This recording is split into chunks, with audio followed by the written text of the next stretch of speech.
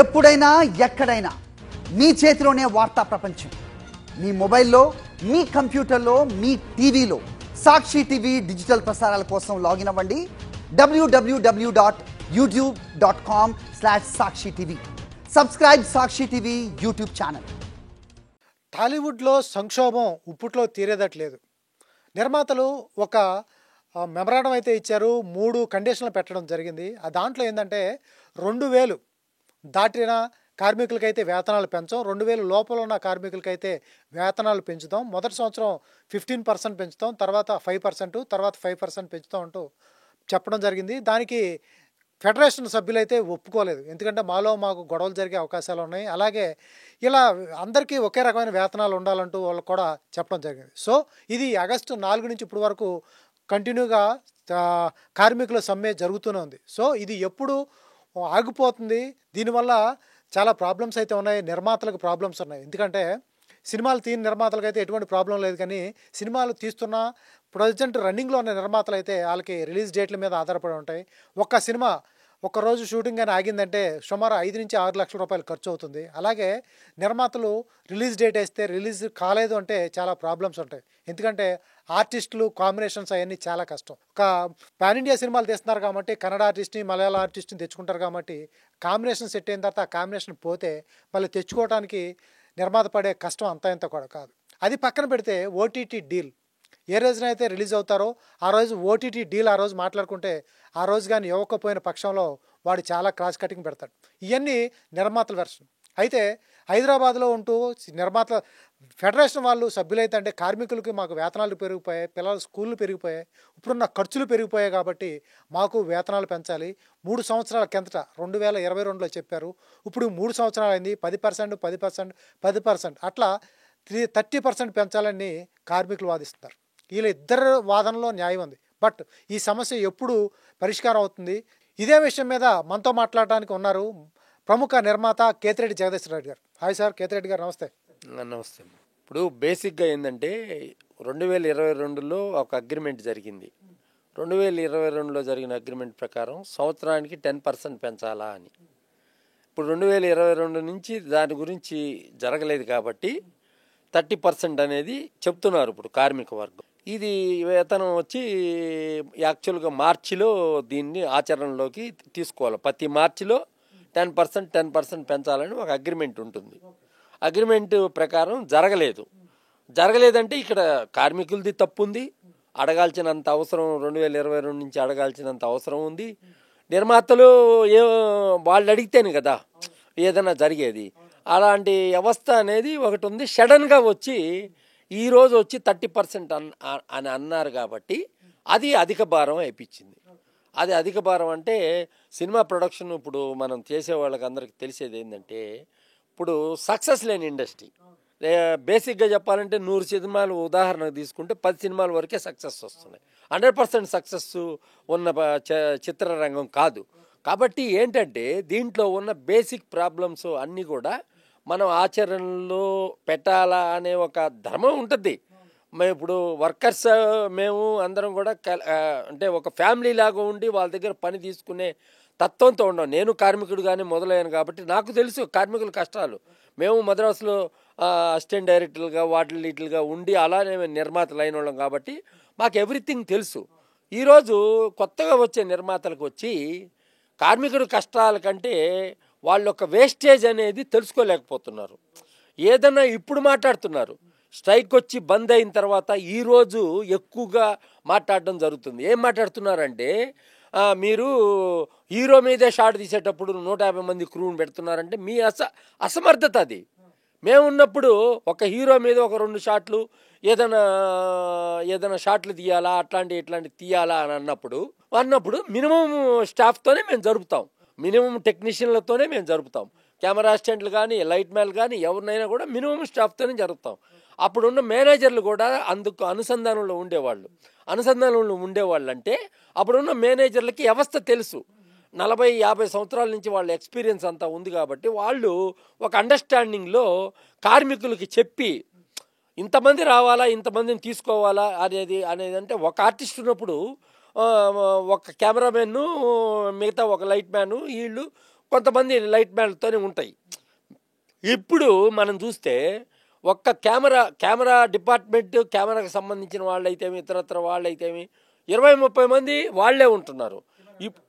Camera వెనకాల 20 మంది మీరు చూసుకొని కావాలంటే వాళ్ళు వీడియో రికార్డ్ చేసేవాళ్ళు, అదేవిధంగా ఆన్లైన్ ఎడిటింగ్ అని, అదేవిధంగా కెమెరా అసిస్టెంట్లని, అదేవిధంగా కెమెరామెన్ అసిస్టెంట్లని, వీళ్ళందరూ ఏంటంటే అందరూ చేరుతున్నారు.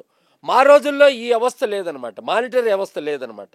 కంటితో చూసిందే మేము చూసిందే, డైరెక్టర్ కానీ ఎవరైనా కెమెరా పక్కన నుండి చూసిందే విజువల్ మేము చూసిందే రేపు జనం ఆడియన్స్ చూసేవాళ్ళు. ఇప్పుడు ఏం చేస్తున్నారు, దీనివల్ల ఇప్పుడు మానిటర్ అనేది పెట్టిన తర్వాత పర్ఫెక్షన్ అనే దాని మీద జడ్జిమెంట్ లేకుండా ఉన్నారు డైరెక్టర్లు ఎక్కువ మంది. పర్ఫెక్షన్ అని చెప్పి ఒక యాంగిల్, ఆ యాంగిల్, ఈ యాంగిల్ తీయడం.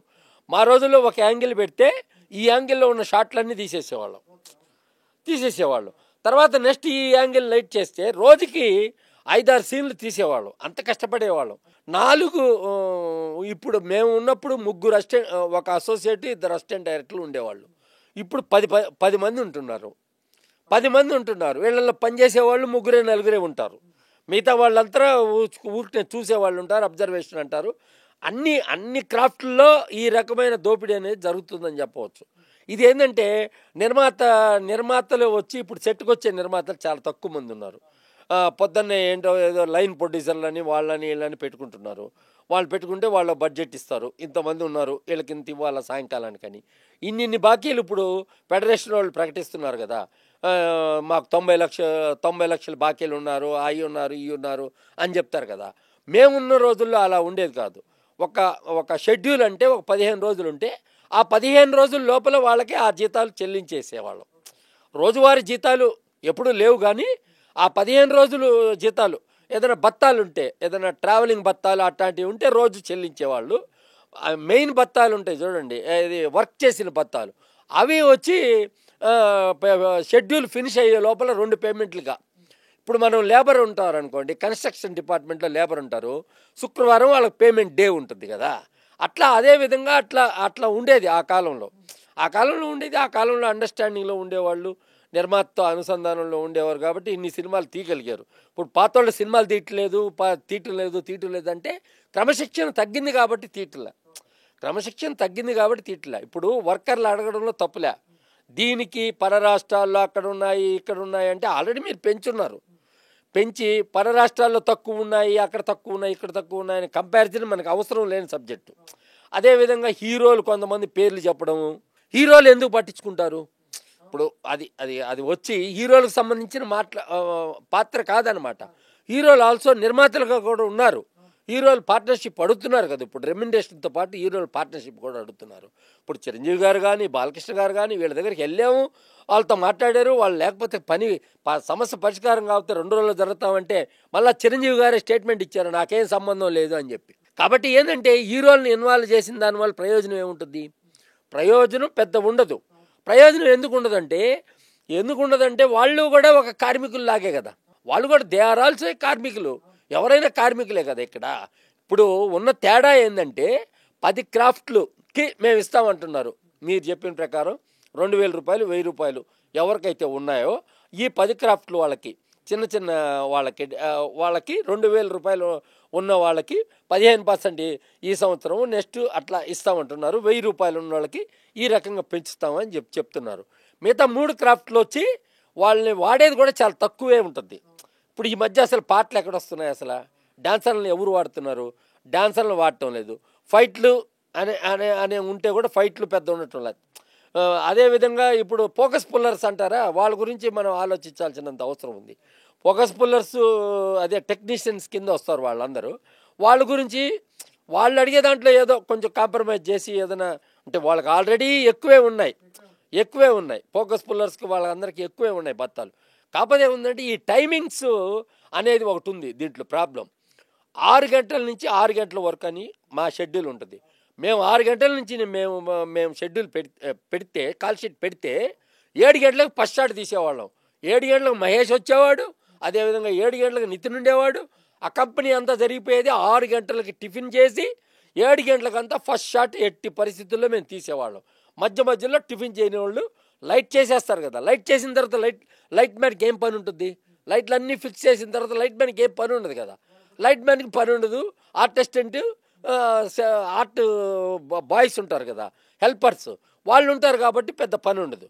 చేసేసి వాళ్ళ పని చేసేసుకొని వెళ్ళిపోతుంటారు. కెమెరా అసిస్టెంట్లు ముందు అందరితో పాటు తినేస్తారు. ఇలా ఒక అండర్స్టాండింగ్లో 7 గంటలకు షాట్ తీసే ఇప్పుడు ఎవరు తీస్తున్నారు? ఆ మగవాళ్ళు ఎవరున్నారు? ఇప్పుడు 7 గంటలకు షాట్ తీసేవాళ్ళు ఎవరున్నారు? కాల్ షీట్ 6కి వేస్తున్నారు, 9కో 10కో 11కో తీస్తున్నారు. ఫస్ట్ షాట్ తీసేటప్పుడు మీరు కాల్ షీట్లు మీరు తీలేని పరిస్థితుల్లో ఉన్నప్పుడు సినిమాలు మీ కొత్త తరం వచ్చిన దానివల్లనే సినిమా ఇండస్ట్రీలో ఈ రకమైన వివాదం అనేది మొదలైంది. ఎందుకు మొదలైందంటే మీకు చలనచిత్ర పరిశ్రమలో ఎందుకు పెట్టుకోవాలా అని మీరు అడగలేని స్థితిలో నిన్న అడుగుతున్నారు, మేము హీరో మీదే షాట్ తీసేటప్పుడు 100 మంది ఎందుకున్నారు అని. మీరు ఆ రోజు ఎందుకు అడగలేదు? ఎందుకు వస్తారాయా మీరు అని అడగాలి కదా. అడగాల్సిన ధర్మం ఉంది కదా. ఫెడరేషన్తో అయినా ఆ రోజు మీరు అడగాలి కదా, అడగాల్సిన ధర్మం ఉంది కదా. మీరు ఆ రోజు ఎందుకు అడగలేదు, ఈ రోజు ఎందుకు అడుగుతున్నారు? అంటే సమస్య వచ్చినప్పుడే సమస్య గురించి మనం మాట్లాడతామా? దీని గురించి చర్చించవలసిన అవసరం ఉంది. ప్రధానంగా చెప్పాలంటే ఏంటంటే స్కిల్ డెవలప్మెంటు ఎవరినైనా ఎంప్లాయీస్ని ఎంగేజ్ చేయొచ్చు అని కొత్త రకమైన ఒక వాదనని తీసుకురావచ్చు. కానీ ఇప్పుడు ఆర్ట్ అసిస్టెంట్లకు ఎలా హెల్పర్స్ ఉన్నారో అదేవిధంగా లైట్ దాంట్లో హెల్పర్స్ని తీసుకొని కొంతమందికి నేర్పించి తర్ఫీదు ఇచ్చి, స్కిల్ డెవలప్మెంట్ అంటే అదే కదా, నేర్చుకోవాలి కదా. ముందు కుర్రోళ్ళు నేర్చుకోవాలి కదా, అన్నీ నేర్చుకోవాలి కదా. ఊరికే చూస్తే వచ్చేది కాదు కదా. లైట్ ఫోకస్ ఎలా పెట్టాలి, ఎలా పెట్టాలి, అలా స్కిల్ డెవలప్ చేయాలి. అది ఎవరి బాధ్యత? ఫిలిం ఛాంబర్ బాధ్యత. ఈ రకమైన వివాదాలు వస్తున్నాయి కాబట్టి కొత్త వాళ్ళని ఎంకరేజ్ చేసి, మాకు మెడ్రాస్లో ఫిలిం ఇది ఇన్స్టిట్యూట్లో అట్లాంటివి వాటిల్లో లైటింగ్ నేర్పించేవాళ్ళు, అన్నీ నేర్పించేవాళ్ళు కాబట్టి వాళ్ళు వచ్చేవాళ్ళు. ఇప్పుడున్న కెమెరామెన్లు పెద్ద వాళ్ళు దాంట్లో నుంచి వచ్చిన వాళ్ళే. అర్థమైందా? పూనా ఫిలిం ఇన్స్టిట్యూట్లో చదువుకున్న వాళ్ళు, కెమెరామెన్లు అందరూ కూడా వాడేవాళ్ళు ఆ కాలంలో. ఈ కాలంలో ఏమవుతుందంటే మేజర్గా ఏంటంటే చిత్ర నిర్మాణం పట్ల అవగాహన అనేది నిర్మాతకు కావాలా. ఖచ్చితంగా చిత్ర నిర్మాణం పట్ల అవగాహన ఖచ్చితంగా కావాలా. మాకు అన్నీ తెలుసు అనుకుంటే మీరు తీసే సినిమా, ఇప్పుడు మీరు 5 కోట్లు చిన్న సినిమా పెట్టి తీస్తున్నారు అని అంటున్నారు.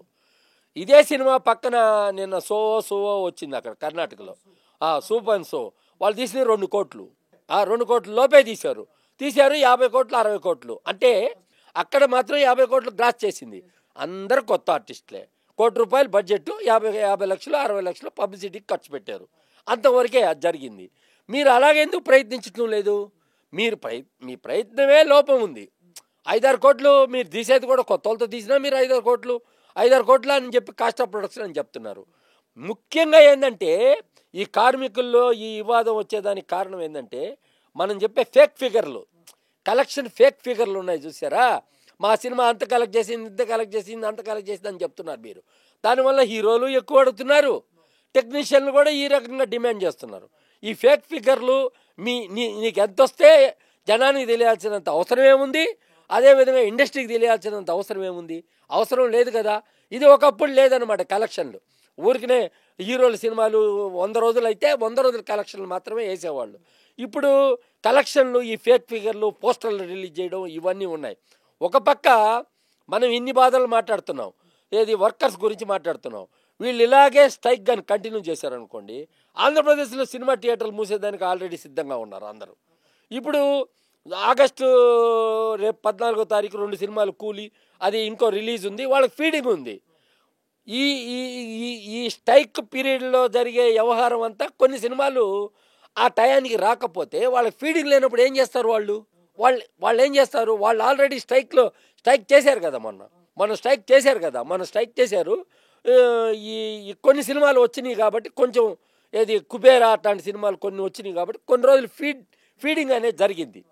ఇప్పుడు ఇలాగే స్ట్రైక్ కంటిన్యూ అయితే ఇదొక బాధ ఉంది.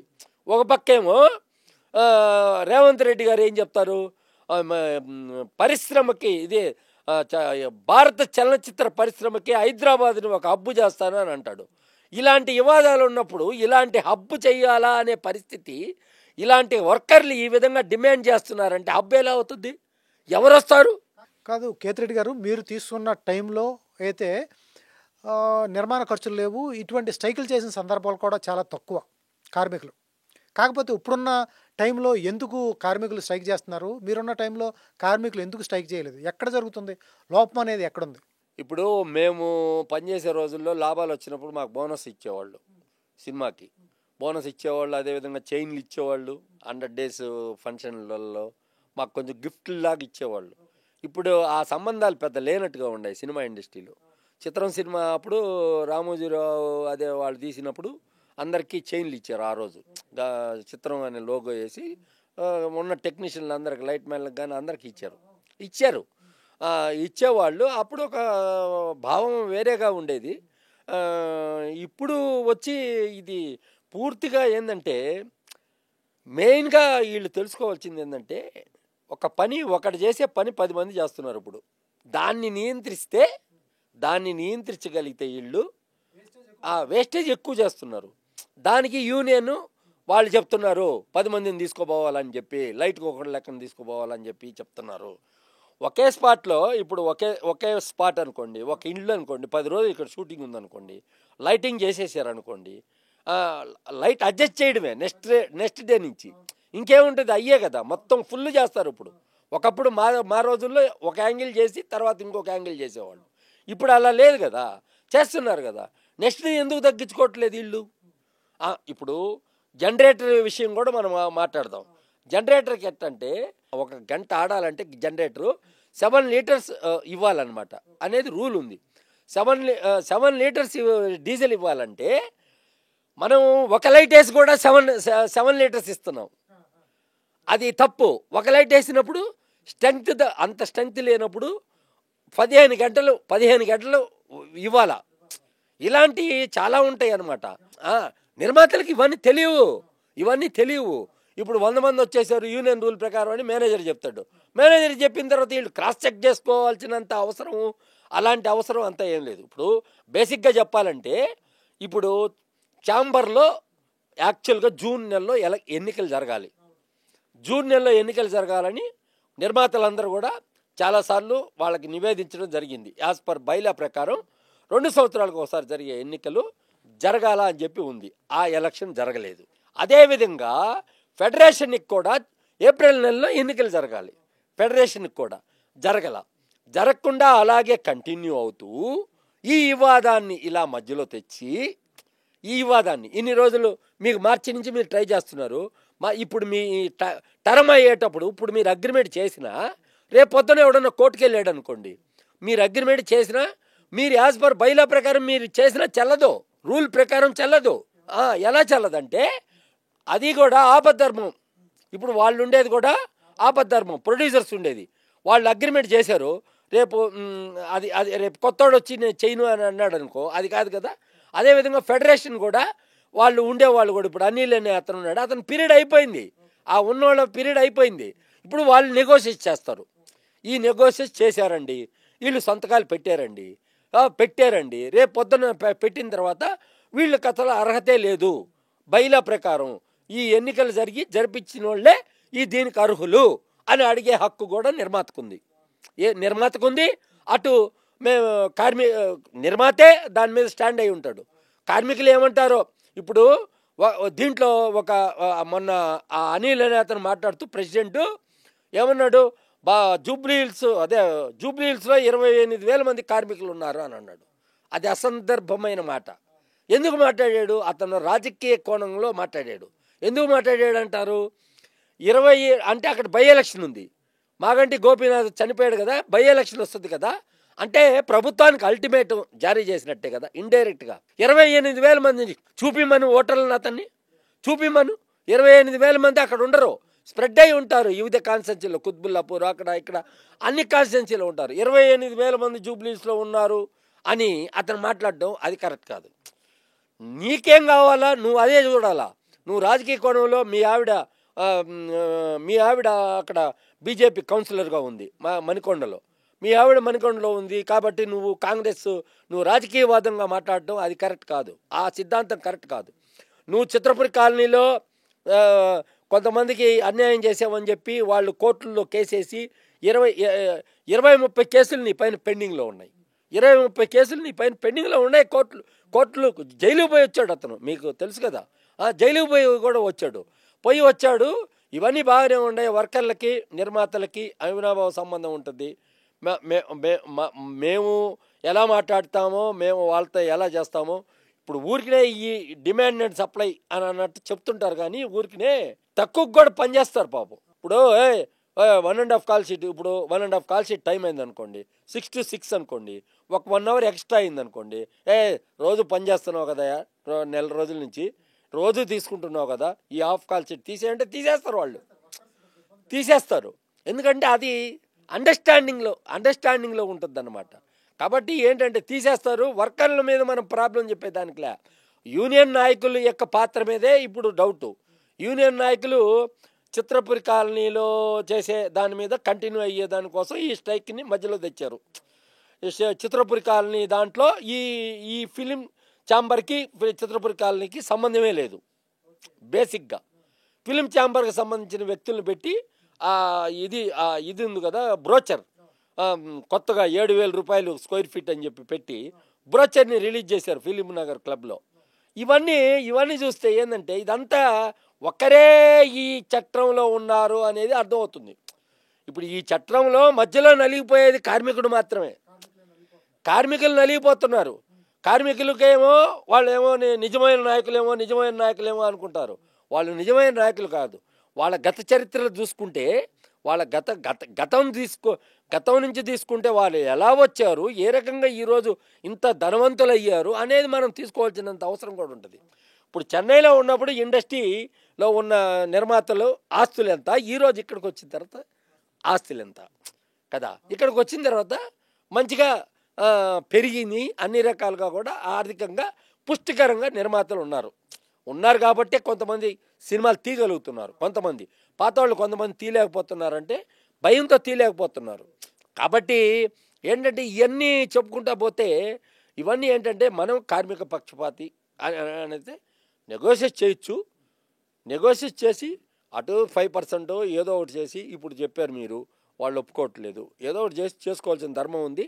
అట్ ద సేమ్ టైం పని గంటలు 9 గంటల నుంచి అలా చేసుకొని, అదేవిధంగా ఎంతమంది అవసరమో అంతమందిని తీసుకునే విధంగా అగ్రిమెంట్లు వేసుకొని ఆ రకంగా చేసుకోవాల్సిన ధర్మం ఉంది. మీరేమో 28,000 మంది అని అన్నారు. మొన్న సెకండ్ సండే రోజు ఏదో ధర్నా అని చెప్పి ఆడబెట్టారు. ఆడ ఒక 800-900 మంది కంటే లేరు కదా. అంటే మిగతా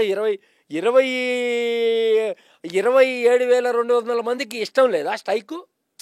ఏరి జనాలు అసలు ఉన్నారు, ఊరినే మెంబర్స్గా ఉన్నారా, వాళ్ళు ఏంటి, వాళ్ళ యాక్టివిటీ ఏంటి, వాళ్ళ వ్యవహారం ఏంటి అనేది కూడా తెలియాలి కదా. అన్నీ ఊరికనే. ఇప్పుడు అదర్ క్రాఫ్ట్స్ ఉన్నాయండి. అదర్ క్రాఫ్ట్ 24 క్రాఫ్ట్లు అంటున్నారు. డైరెక్షన్ ఒక క్రాఫ్ట్, ఫోటోగ్రఫీ కెమెరామెన్లో ఒక క్రాఫ్ట్, స్టిల్ కెమెరామెన్ ఒక క్రాఫ్ట్. వీళ్ళందరూ సంఘీభావం తెలిపారా వీళ్ళకి? ఇప్పుడు ఓన్లీ ఈ 13 మంది జీతాల గురించే కదా మాట్లాడుతున్నారు. వాళ్ళు ఆల్రెడీ ఎక్కువ తీసుకుంటున్నారు కదా. వాళ్ళు యూనియన్ రూల్ ప్రకారం తీసుకోవాలి, ఛాంబర్ రూల్ ప్రకారం తీసుకునేది కాకుండా కో డైరెక్టర్లు ఎక్కువ తీసుకుంటున్నారు. అదేవిధంగా అది వాళ్ళందరినీ స్కిల్ అని అంటారు. ఆ కెమెరామెన్లు ఎక్కువ తీసుకుంటున్నారు, బయట కెమెరామెన్లు తీసుకొస్తున్నారు.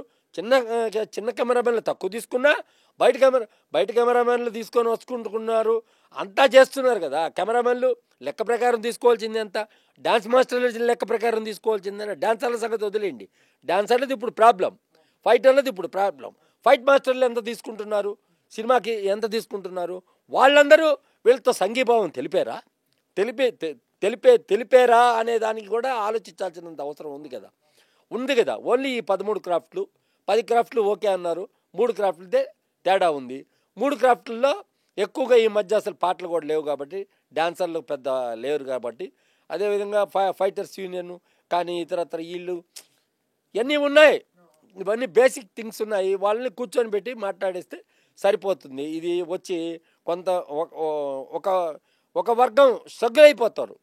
ఎందుకంటే పని అందరికీ ఉండదు. సినిమా ఫీల్డ్లో 28,000 మంది కార్మికులు ఉన్నారు అని అంటున్నారు, కానీ పని అందరికీ ఉండదు.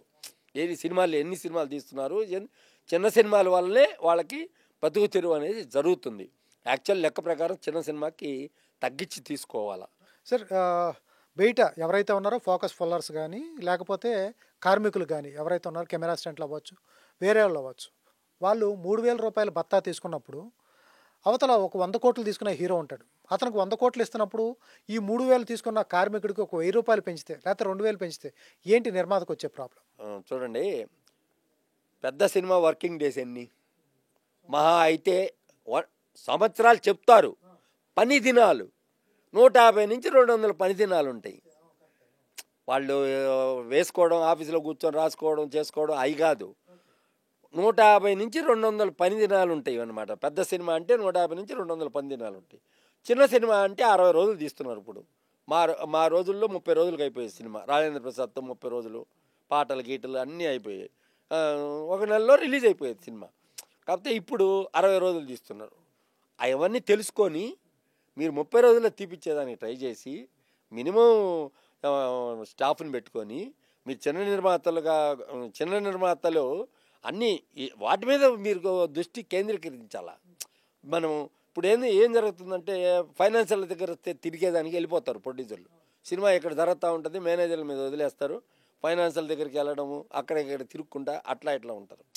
సఫిషియెంట్ ఫండ్స్తో ఉండి ఫిలిం మేకింగ్లో ఒకటి కాదు 10 సినిమాలు తీసినోడు కూడా ఇప్పుడు వరకు నేర్చుకోలేకపోతున్నారు. ఇవన్నీ కాలధర్మంలో ఏంటంటే వాళ్ళు ఎక్కడో ఉంటారో ఆన్లైన్లో చూస్తుంటారు, ఊరికినే చూస్తుంటారు, ఇక్కడ లైన్ ప్రొడ్యూసర్లను పెడతారు. అదంతా కరెక్ట్ కాదు. రామానాయుడు గారు 7 గంటల కంటే సంచి బ్యాగ్ తగిలించుకొని వచ్చేవాళ్ళు రోజు. ఆ కాలంలో ప్రతి ఒక్క ప్రొడ్యూసరు వచ్చేవాడు. స్టార్ట్ అయ్యి ఇప్పుడు ఆ పాత ప్రొడ్యూసర్లు కూడా స్టార్ట్ అయిన తర్వాత వెళ్ళిపోతున్నారు. అట్లా లేదనమాట. 24 గంటలు మనం ఆడ కూర్చుంటే మనం అక్కడ లేనప్పుడు మనకి సార్ అర్జెంటుగా డైరెక్టర్ అది కావాలన్నాడు సార్, మేము అక్కడ పోయి తెచ్చాం సార్ మా డబ్బులు పెట్టి అని అట్లా చెప్తారు. అలాంటి అవకాశం ఎక్కువగా ఉంటుంది. కాబట్టి మనం ఉన్నామనుకో, మనం సెట్లో షార్ట్ కార్డ్ ఉన్నామనుకో, వర్క్ కూడా అలాగే ఫాస్ట్గా జరుగుతుంది. మనం కూడా శ్రామికులమే. నిర్మాత అన్నాడు కూడా శ్రామికుడే. డబ్బు పెట్టినంత మాత్రాన ఓనర్ కాదు, చలనచిత్ర పరిశ్రమలో ఓనర్ కాదు, శ్రామికుడిలాగే మీరు పనిచేస్తే మీకు బడ్జెట్ కంట్రోల్లో ఉంటుంది, మీకు అన్ని కంట్రోల్లో ఉంటాయి. ఎగ్జిబిషన్, డిస్ట్రిబ్యూషన్ అన్నీ కూడా మేము ఇంత సినిమా తీసాము, మాకు ఇంత డబ్బు రాలేదని నిన్న ఒక ఆవిడ చెప్తుంది. ఆమె డబ్బు రాలేదు అంటే ఇన్ని భాషల్లో డబ్బింగ్ చేసింది, 71 భాషల్లో డబ్బింగ్ చేసింది ఆ సినిమాని. చేస్తే కూడా డబ్బు రాలేదు అంటే ఆశ్చర్యకరమైన వ్యవహారమే కదా. అంత పెద్ద సినిమా తీసి డబ్బు రాలేదు అని అంటే ఆశ్చర్యకరమైన వ్యవహారమే. అవన్నీ ఉంటాయి అన్నమాట. దీంట్లో బేసిక్ ప్రాబ్లమ్స్ అన్నీ తెలియాలా. వీళ్ళకి ఏం తెలియాలంటే సినిమా ఎగ్జిబిషన్ తెలియాలా, డిస్ట్రిబ్యూషన్ తెలియాలా, పోస్టర్లు అంటించేవాళ్ళ గురించి తెలియాలా, అదేవిధంగా ఏ ఊర్లో ఎంత కలెక్షన్ ఉందని తెలియాలి, మొత్తం తెలియాలా నిర్మాతలకి. థియేటర్లో ఏం కానీ సరిపోదు. సక్సెస్ అయితే డబ్బు వస్తుంది, మినిమం ఉంటే కూడా డబ్బులు రావట్లేదు కదా. అసలు ఆడియన్స్ థియేటర్కి రావడమే అసలు తగ్గించేశారు. ఈ సినిమా టికెట్ రేట్లు ఎందుకు పెంచుతున్నారు? సినిమా టికెట్ రేట్లు పెంచిన దానివల్ల మనిషి దగ్గర, సామాన్య ప్రేక్షకుడి దగ్గర బడ్జెట్ ఉండటంలా ఓ పెద్ద సినిమా చూసిన తర్వాత చిన్న సినిమా చూడలేకపోతున్నాడు. దీనిపైన పోరాటం చేయరా మీరు? మీ చిన్న నిర్మాతలు చేయరా? ఎందుకు వాళ్ళు పెంచుకుంటున్నారు అని అంటే మీరు ఎందుకు 6 సినిమాలో 7 సినిమాలో ఉండొచ్చండి. ఒక నెలకు ఒక పెద్ద సినిమా వస్తే ఆ సినిమాకి 600, 700, 200, 300, సెకండ్ డే 300 అలా పెట్టి కొన్నోడు వాడికి ఒక బడ్జెట్ ఉంటుంది కదా. వినోదానికి ఒక బడ్జెట్ అని కేటాయించుకొని ఉంటాడు కదా సామాన్యుడే కదా సినిమాలకు వచ్చేది. మిగతా వాళ్ళంతా ఓటీటీలో, హోమ్ థియేటర్లలో, ఇళ్లలో చూస్తారు కాబట్టి సామాన్యుడికి అది అందుబాటులో ఉండాలి కదా. సినిమా అనేది అందుబాటులో లేకుండా లేని వస్తువు కింద మీరు తయారు చేశారు కదా. ఈరోజు తయారు చేశారు, వీటన్నిటి మీద కూడా డిస్కస్ చేయాలా. డిస్కస్ చేయకుండా ఊరికినే అన్నీ మేము ఏదో సమస్య వచ్చినప్పుడే సమస్య కింద కాకుండా కూర్చొని అన్నీ మాట్లాడుకొని అన్నీ అయిన తర్వాత ప్రొడక్షన్ సినిమాలు మొదలు పెట్టుకోవడం మంచిది. ఈరోజు అయిపోయింది, 30% అయిపోయింది, రాసేసాము, అగ్రిమెంట్లు అయిపోయింది అదేనంటే దీనివల్ల ఉపయోగం ఉండదు. ఇప్పుడు మళ్ళా అతను అగ్రిమెంట్ చేసిన ఇప్పుడు ఆల్రెడీ విశ్వప్రసాద్ ఒక లీగల్ నోటీస్ ఇచ్చున్నాడు కదా. లీగల్ నోటీస్ ఇచ్చినోడు రేపు పొద్దున బోత్ అసోసియేషన్లు వీళ్ళకి అర్హత లేకుండానే అగ్రిమెంట్ సైన్ చేశారు అని రేపు అతను కోర్టుకు వెళ్ళేదానికి అవకాశం ఉంది, 100% ఉంది. ఎందుకంటే వాళ్ళ బైలా చెప్తుంది కదా. వాళ్ళ బైలా ప్రకారం బైలాని అతిక్రమించి ఇప్పుడు వాళ్ళు పోయి కోమటిరెడ్డి ఇప్పుడు ప్రభుత్వ పరంగా ఒక కమిటీ వేశారనుకోండి, వీళ్ళు కాదండి, ప్రభుత్వ పరంగా ఒక కమిటీని ఫామ్ చేశారనుకోండి, ఈ వేజెస్ పెంచే దానికోసం ప్రభుత్వ పరంగా ఒక కమిటీ వేస్తే ఆ ప్రభుత్వ పరంగా వేసిన కమిటీ తీసుకుంటే నిర్ణయం రేట్లు పెంచే వ్యవహారం మీద వాళ్ళు అగ్రిమెంట్ చేస్తే అప్పుడు కుదురుతుంది. ఇప్పుడు ఫిలిం ఛాంబర్లో ఉండే కమిటీ దానికి పవర్ లేదు, అదేవిధంగా ఫెడరేషన్లో ఉండే కమిటీకి పవర్ లేదు. ఇది ఇది ఇది ఫస్ట్ వాళ్ళు తెలుసుకోవాలా. ఇది తెలుసుకోకుండా ఇవన్నీ తాత్సారం చేసేసి మాట్లాడి అది చేయడం ఇది చేయడం ఎంత నిర్మాతలు తెలుసుకోవాల్సింది ఏంటంటే ఆడియన్స్ రావటం లేదు, ఎందుకు రావట్లేదు అనేది దాని మీద ఊరికే రావట్లేదు అని అంటున్నారు. టికెట్ రేట్లు అబ్నార్మల్గా పెరిగిపోయినాయి, తినుబండారాల రేట్లు పెంచేశారు, పార్కింగ్ ఛార్జెస్ పెంచేశారు, సింగిల్ స్క్రీన్స్ డబల్ స్క్రీన్స్కి వ్యత్యాసాలు ఇవన్నీ ఉన్నాయి. ఇవన్నిటి మీద కూడా మనం ఇప్పుడు చిన్న సినిమాకి ప్రోత్సాహకాలు ఎక్కడున్నాయి? 5వ షో కావాలని చెప్పి మనం కొన్ని సంవత్సరాలుగా అడుగుతున్నాము.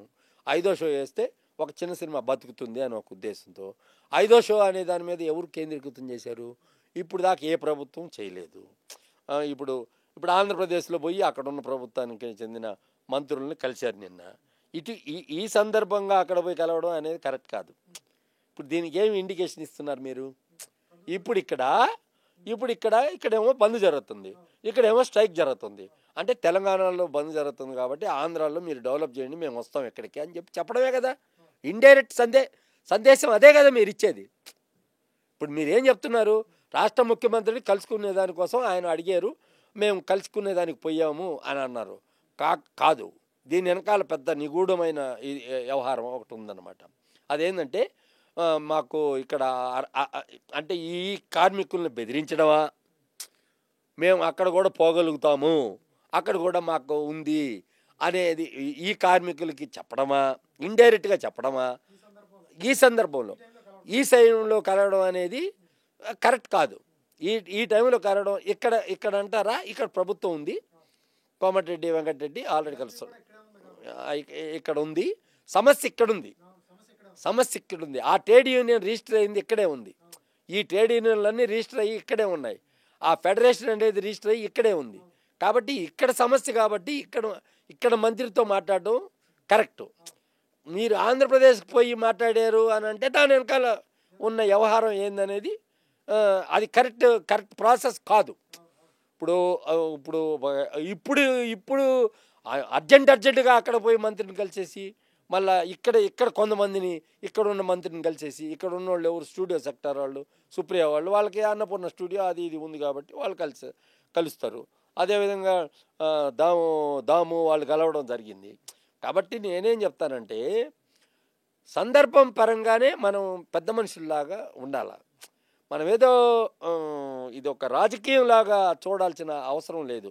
మనం పెంచే దాని మీద సమూహంగా వాళ్ళతో కూర్చొని వాళ్ళతో నెగోషియేట్ చేసి వాళ్ళతో మాట్లాడి మంత్రి సమక్షంలో ఏదైనా ఒక కమిటీని ఫామ్ చేయమని ఆ కమిటీ ద్వారా అగ్రిమెంట్ అయ్యే విధంగా చర్యలు చేపట్టాలి. సార్, నిర్మాతలు కష్టాల్లో ఉన్నారు, సినిమాలు లాభాల్లో లేదు, సినిమాలు కష్టాల్లో ఉందని చెప్తున్నారు. ఒకవేళ సినిమాలు బాగా హిట్ అవుతున్నాయి, సూపర్ బ్లాక్ బస్టర్ అవుతున్నాయి, లాభాలు వచ్చినప్పుడు ఆ లాభాల్లో వాటా ఏమైనా కార్మికులకు ఇచ్చారా? లేదు. అక్కడ ఏంటంటే ఈ 2000 లోపల పెంచే వాళ్ళు సామాన్యులు అన్నమాట. అంటే ఎవరు? డ్రైవర్లు, ఈ ప్రొడక్షన్ అసిస్టెంట్లు, ఇట్లాంటి వాళ్ళు ఉంటారనమాట. అదేవిధంగా 1000 రూపాయలు అంటే లేడీసు, పాత్రలు కడిగేవాళ్ళు, ప్రొడక్షన్ బాయ్స్, సెట్ అసిస్టెంట్లు, సెట్ హెల్పర్సు వీళ్ళు ఉంటారు. వాళ్ళు లైవ్లో ఉంటారనమాట వర్క్లో. ఫైటర్లు అనేవాళ్ళు చాలా తక్కువగా వాడతారు కదా. డాన్సర్లు అనే వాళ్ళని కూడా తక్కువగానే వాడతారు. వాళ్ళకి వర్క్ తక్కువ ఉంటుంది. నెలలో ఒక 10 రోజులు ఉంటుంది. నేను చెప్పేవాళ్ళకి ఫోకస్ పుల్లర్స్ అంటారా, కెమెరామెన్ ఇష్టపడి తెచ్చుకునే వాళ్ళే ఉంటారు. ఇప్పుడు వాళ్ళకి కూడా గ్యారంటీ లేదు. ఉన్న ఫోకస్ పుల్లర్స్కి అందరికీ ఉద్యోగం వస్తుందా అని గ్యారంటీ ఏం లేదు. ఒక కెమెరా ఇప్పుడు ప్రతి ఒక్కరికి కెమెరాలు ఉన్నాయి. మైత్రి వాళ్ళకు ఉన్నది కెమెరా, ఏకే ఎంటర్టైన్మెంట్స్ వాళ్ళకు ఉన్నాయి కెమెరాలు, సొంత కెమెరాలు ఉన్నాయి, డిజిటల్ కెమెరాలు అందరికీ ఉన్నాయి. వీళ్ళకి కూడా ఉన్నాయి, మన విశ్వప్రసాద్కి కూడా ఉన్నాయి. ఉన్నాయన్నమాట. వాళ్ళకి ఫోకస్ పుల్లర్స్ వాళ్ళకు ఉంటారు, వాళ్ళకి ఆటోమేటిక్గా ఉంటారు. వాళ్ళు షూటింగ్ లేనప్పుడు బయటకు కూడా ఇస్తుంటారు కెమెరాలు. కాబట్టి ఏంటంటే ఈ అంటే ఆల్రెడీ ఎక్కువ ఉందనే ఫీలింగ్ ఉంది వాళ్ళకి. ఎవరికి? ఫైటర్కి రోజుకి కాల్ షీట్కి ఇంత ఉందని అంటే ఇప్పుడు పెంచితే ఒక 5,000 6,000 ఎక్కువ అవుతుంది అనే ఒక అంటే వాళ్ళకి ఆల్రెడీ ఎక్కువ ఇస్తున్నాము అనే ఫీలింగ్ ఉన్నవాళ్ళు మాత్రం ఆపారు. వీళ్ళకి ఇవ్వచ్చు అట్ ది సేమ్ టైము ఇవ్వచ్చు, కానీ పని ఎంతమందికి మనం పని కల్పించాలో అంతమందికే కల్పిస్తే తగ్గుతుంది. వేస్టేజ్ చూసుకోవాలా. ఇప్పుడు ఫైటర్స్ ఉన్నారు, ఫైటర్స్లో జంప్ చేసేవాడికి ఒకటని, బైక్ రైడ్ చేసేవాడికి ఒకటని, అట్లా ఉంటాయి. డిఫరెంట్గా ఉంటాయి అన్నమాట. అర్థం కాల. డిఫరెంట్ కేటగిరీ కింద తీసుకుంటారు డబ్బులు. కొడితే మామూలు ఫైటర్లకి స్పెషల్ ఎఫెక్ట్ ఫైటర్స్కి వేరేగా ఉంటాయి అన్నమాట. డూపులకి ఇవన్నీ ఎక్కువ ఉంటాయి అన్నమాట.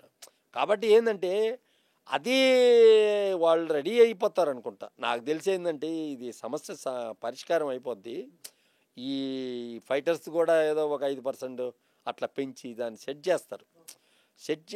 చేస్తారు. ప్రభుత్వం చేసేస్తుంది అని అనుకుంటున్నాను ఖచ్చితంగా. సో ఇది కేతిరెడ్డి జగదీష్ రెడ్డి గారితో జరిగిన చిట్ చాట్. ఆయన చెప్పేది ఏంటంటే ఫెడరేషన్లో ఎవరైతే ఉన్నారో కొంతమంది యూనియన్ నాయకులు రాజకీయాలు చేస్తున్నారు. ఆ రాజకీయాల వల్లే ఫెడరేషన్కి నిర్మాతలకు మధ్య గ్యాప్ వచ్చింది. రాజకీయాలు మానండి. ఎందుకంటే అందరికీ ఫెడరేషన్లో ఇప్పుడు ఎవరైతే ఉన్నారో వాళ్ళకి ఖర్చులు ఉన్నాయి, పెంచాల్సిన బాధ్యత కూడా ఉంది.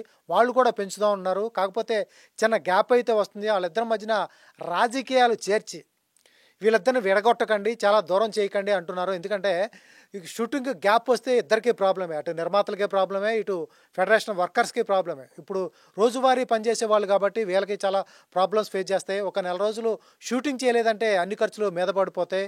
వాయిదాలు ఉంటాయి, ఇంటి రెంట్ ఉంటుంది, పిల్లల ఖర్చులు ఉంటాయి, అన్నీ ఉంటాయి. సో నిర్మాతలు తగ్గట్టు ఖర్చులు కూడా ఉంటాయి. సో రాజకీయాలు మాని అయితే ఎవరైతే ఉన్నారో రాజకీయాలు పక్కన పెట్టి యూనియన్ అయితే ముందుకు నడిపించండి అంటూ కూడా చెప్పుకుంటూ వస్తున్నారు. రాజకీయాలు పక్కన పెడితే ఈ రెండు కలిసే అవకాశం కూడా ఉంటుంది. పెంచాల్సిన బాధ్యత కూడా నిర్మాతలకు ఉంది కాబట్టి నిర్మాతలు పెంచుతూ ఉంటూ కూడా వాళ్ళు చెప్పారు. కానీ ఎక్కడో ఇద్దరి మధ్య గ్యాప్ నడుస్తుంది. ఆ గ్యాప్ కానీ ఫిల్ అయితే ఎటువంటి ప్రాబ్లమ్స్ ఉండవు.